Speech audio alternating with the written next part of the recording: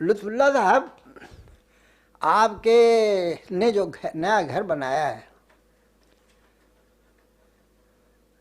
یہ ایک نیا گھر نہیں ہے بلکہ ایک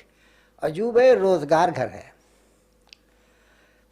اس سے پہلے جب مکان میں تھے تو اس کو تو آپ نے اپنی ضرورت کے تحت نہیں بنایا تھا، وہ جیسا بھی تھا اس کو آپ نے ڈھالنے کی کوشش کی اپنی ضرورت کے تحت،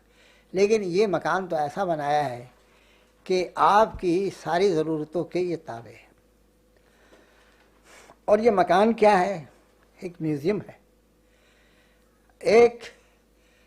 ایسا مکان ہے کہ جس میں آدمی بیٹھ کر یعنی مختلف چیزوں کو اس طریقے سے دیکھتا ہے کہ جیسے اس نے اس سے پہلے کبھی نہیں دیکھا تھا۔ ابھی میں نے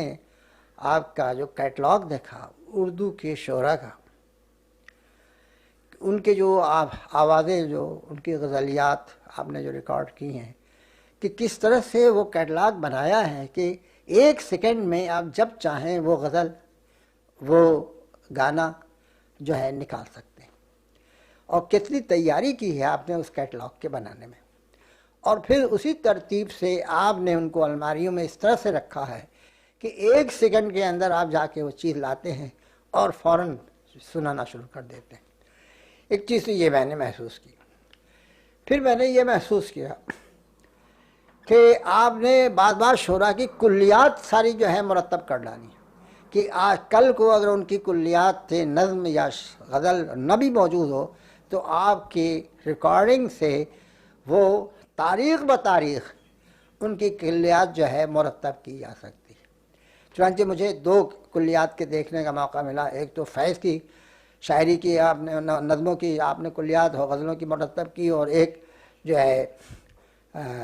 وہ کیا نام، اختر الایمان کی کلیات مرتب کی۔ 2 آدمیوں کی تو فی الحال میں نے دیکھی۔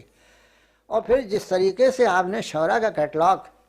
کہ غیر معروف شاعر بھی آپ کے اگر تلاش کیے جائیں تو اتنی آسانی سے ملتے آتے ہیں کہ جس کی کوئی حد نہیں۔ اب ظاہر ہے کہ ہر چیز کی ایک حد ہوتی ہے، یہ کہنا کہ ساری دنیا اردو کے سارے شعراء کی آواز ہے، یہ تو ناممکن ہے اور نہ ہو سکتا ہے، اور نہ اس کی ضرورت بھی نہیں۔ مگر اگر کوئی شخص یہ کہے کہ فلاں منتخب،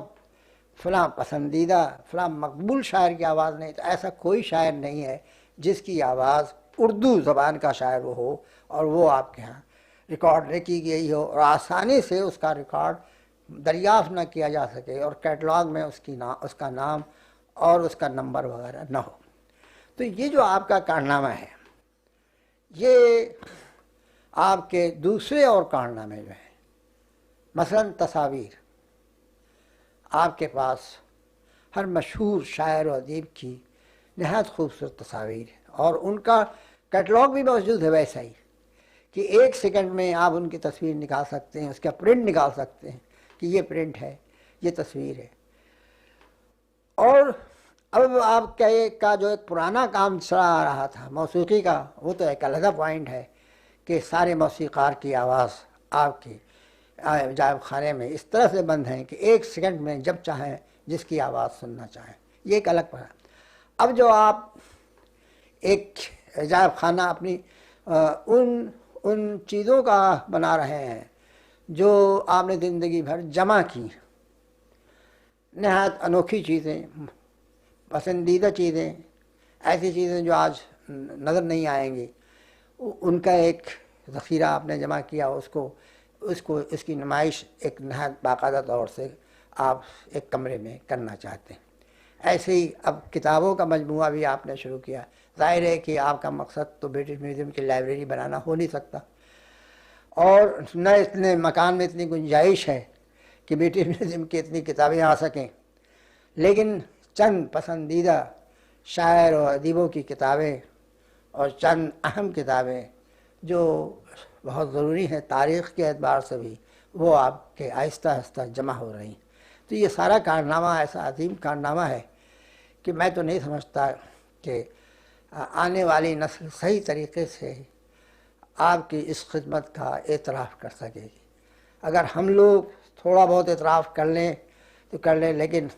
آنے والی جو نسل ہے کہا نہیں جا سکتا کہ اس کا ذوق کیا ہوگا اور اس کا نقطہ نظر کیا ہوگا کہ جو آپ کی اس خدمات کا اعتراف کرے. میں تو سمجھتا ہوں کہ برِ کوچک میں، یہ پورے ہند و پاک میں آپ نے جو خدمات اس سلسلے میں، ادبیات کے سلسلے میں، موسیقی کے سلسلے میں، مصوری کے سلسلے میں جو دی ہیں، اس کا کوئی جواب مجھے تو کسی اور